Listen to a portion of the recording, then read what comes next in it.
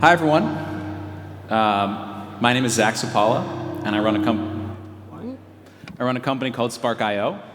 And we make tools for people who are creating internet-connected products. Oh.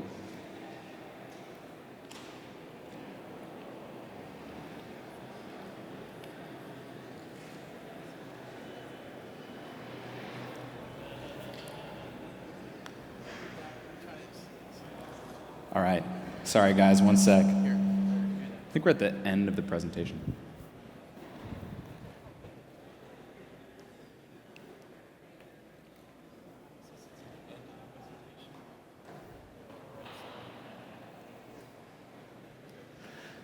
So what I'm here to talk to you guys about is how to build a maker business. So we've been around for a couple years now. We launched a product on Kickstarter called Sparkcore. We did that in 2013. And the reason that we launched this product, I was really inspired by Nest and what they'd accomplished in kind of the Internet of Things, creating this really compelling experience around an internet-connected thermostat. And it felt to me, back in, thanks guys, back in 2012, when that came out, it was really exciting, and all of a sudden people were like, wow, you can really change these sort of unloved categories of products when they're brought online. And it was this great experience, and for a while afterwards, there was this feeling like this was just the beginning, there's going to be a lot more. But at the same time, when people started to sort of follow suit, a lot of the products that were coming out weren't that compelling.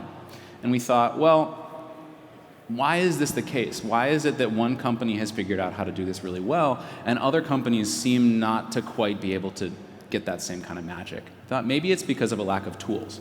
Maybe it's because the people who want to create these products don't have the tools that they need. It's like the hardware world kind of needs its Ruby on Rails, right? The toolkit that makes it really easy for people with a limited amount of resources to develop something really powerful. And we thought maybe we can help do that. And in order to do that, we created this development kit and this ecosystem around a cloud platform, all open source.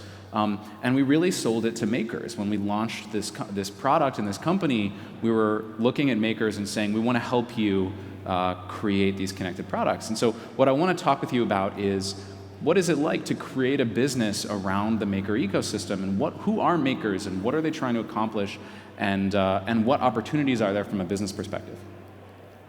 So yeah, that's me a couple years ago, slightly less gray. So let's start with the question of who are makers, right? So so makers are. Sorry guys, can you go to the next page from here? Thanks. So I'm a maker myself, right? I started doing this with an Arduino in 2012. So it hasn't been that long. I've only been doing this for like 3.5 years.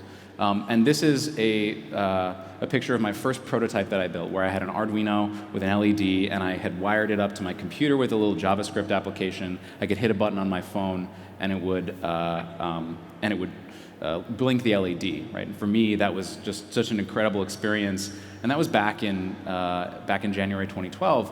18 months later, I was launching my own product on Kickstarter along the same vein. So I'm a maker. I feel like I think I understand that sort of community, but the maker community is an interesting one because it's this composite of a whole bunch of different people that have a same general ethos, but are trying to do different things. There's people who are into electronics, and there's people who are into 3D printing, and there's people who are into textiles, and all of them fall under this broad group of makers. So it sort of leads to the question of, how do you actually define a maker? Who are makers really?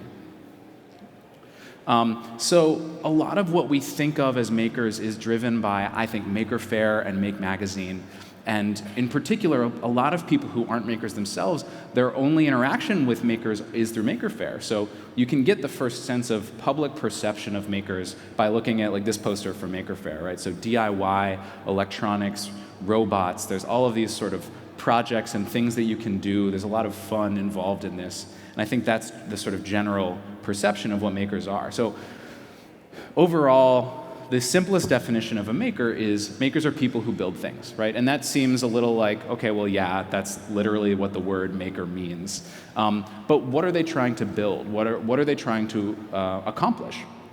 So I think that there are a couple different categories of makers. And one of the things that's common is the companies and the tools that are available to these makers. So if you think about the companies that have grown up around the maker ecosystem, you've got Arduino and Raspberry Pi and MakerBot, who are all creating tools and 3D Robotics, who are creating tools for people to make things. And then there's SparkFun and Adafruit and Seed Studio, who are distributing those tools to people. So a lot of what makers are and the products that they buy and the businesses that have succeeded in the makerspace all have to do with tools. Okay, so let's refine our definition a little bit more. Makers are people who use tools to build things. But again, this is pretty broad. There's a lot of things out there that people might be building. So I think that you can kind of group people into a couple different categories, sort of major categories. So this is an image from a maker fair. One of the big categories of makers is people who are building things for fun, right? If you go to Maker Faire, a lot of what you'll see is this. You'll see like big art exhibits and like, you know, an octopus that shoots out fire and all that kind of stuff. And there's a lot of like fun and enjoyment around making. So I think that's one of the big categories, or people who use tools to build things for fun. The second big category is education. So if you guys saw Evan Upton speak this morning about Raspberry Pi, Raspberry Pi was created for educational purposes. It was created for kids to be able to learn to use computers. And the whole founding story of Raspberry Pi is all about that and trying to create more technical competence for the inbound students coming into Cambridge. And I think that a lot of the companies that have developed in this space are very focused on education and teaching kids and STEM and all of that. So that's another big part of what it is to be a maker. So makers are people who use tools to build things to learn. And then finally, there's this new group, I think, relatively new, which is people who are building things, who are building businesses that are makers. And you can see this on Kickstarter, is where it's most obvious. You've got, right now, almost 1,000 products in the technology category that are live on Kickstarter. So there's this huge economy of hardware startups, people that are delivering products. Many of them are consumer products, but a lot of them are even maker products themselves, right? This is the most, I took this picture like yesterday, and you've got Chip and Makey Makey are two different companies that are sort of building maker products within this ecosystem. But so this category is potentially, it's one that's not necessarily often associated with makers. Makers are people who use tools to build things for profit. But that's not what people think makers are. That's engineers, right? Aren't engineers people who use tools to build things for profit? And that raises the question of, if that's the case, are makers engineers? Are makers and engineers the same group of people, or are they different groups? And it's definitely true, I think, that the public perception is that these are two highly different groups. And you can see this just if you do a Google image search for maker. This is what you get, right? So it's very colorful, it's very bright. Even without looking at the pictures specifically, you can tell there's a lot of fun and activity in the perception of makers. And this is a Google image search for engineers, which apparently you have to wear a hard hat to wear an engineer, to be an engineer. But it's very like business and working, and it's not fun, right? Like it's very much about trying to accomplish something and wearing a hard hat. So we had this hypothesis when we started our business that these two groups of people are maybe only different based on how they're marketed to, rather than who they actually are. And this, or at least some of them, right? They're these highly overlapping groups. And we felt that way because of what we saw in the software development world. So software developers, there's a huge, huge community of software developers out in the world. And there's not really such a thing as a hobbyist software developer, or it's not at least a term that people sort of think about too much, because I think it's common knowledge that hobbyist software developers are pretty much just professional software developers on the weekends, right? And so you don't necessarily have these two groups of people. You have one group of people but you're either talking to them on a Tuesday when they're at work and they're a professional, or on a Saturday, Sunday when they're at home and they are a hobbyist, right, and building a side project.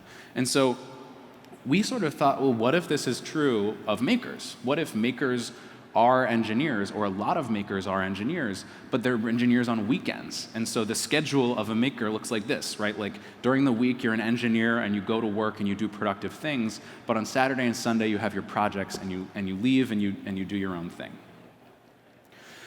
And so if that's the case, we saw an opportunity as a business to say, well, there's these three general groups of engineers, of makers. There's those who do it for fun, there's those who do it for profit, and there's those who do it for education.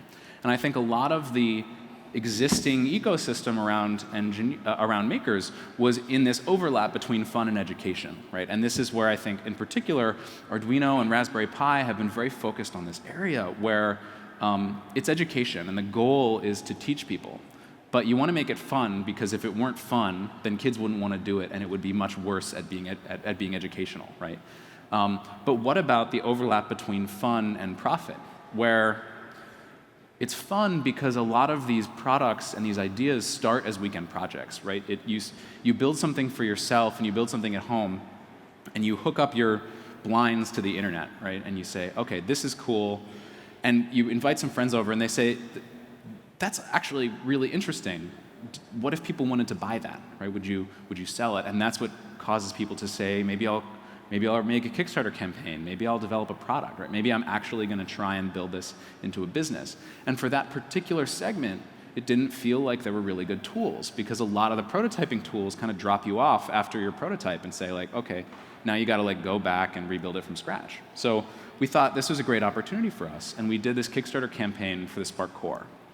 So this was back in 2013, and we raised almost $600,000 for the Sparkcore. And we had 5,000 people that we were shipping them to, but we didn't really know anything about those people. And so we did a little bit of research and tried to find out who these people were. And we learned that 60% of our backers had engineer in their title. And so we thought, it's starting to look like this is true. And maybe it's just our particular slice of the maker world. Maybe it's not true of the ecosystem overall, but the people that we're talking to definitely do fit this hypothesis. And that's caused us to continue to develop our products with those people in mind. So we've been developing the sequel to the Sparkcore, which is called the Photon. It's shipping later this week. And it's basically taking the same thing and making it cheaper and faster and better for professional purposes. And we're also trying to make it easier. So there's going to be a book available soon, getting started with the Photon, which will help people. And thanks to Simon Monk, who's out there for writing this, that'll help people get started with this book, with the Photon. We've also had a dozen different companies launch products on Kickstarter that are powered on our platform. And here's just a few. Most of these were on Kickstarter, a little bit on Indiegogo. And finally, we decided that we wanted to build something for people who wanted to create cellular connected products, because this professional group was often just hacking these things like agricultural products using Wi-Fi networks, and we're like, shouldn't that be cellular connected? It was too hard, so we tried to solve that problem as well. But all of this comes from conversations that we've had with our customers. So my sort of overall message for how to build a maker business is talk to your customers. And when you do, don't focus on what they do, but focus on why they do it. What are their aspirations? What are their goals? And in a sense, that's not really about building a maker business. It's just about building a business, right? This is true of any group of people, and makers are this really interesting, unique, passionate group of people, but they're just people. And so a lot of the rules of business apply, right? Is talk to your customers and find out what they need.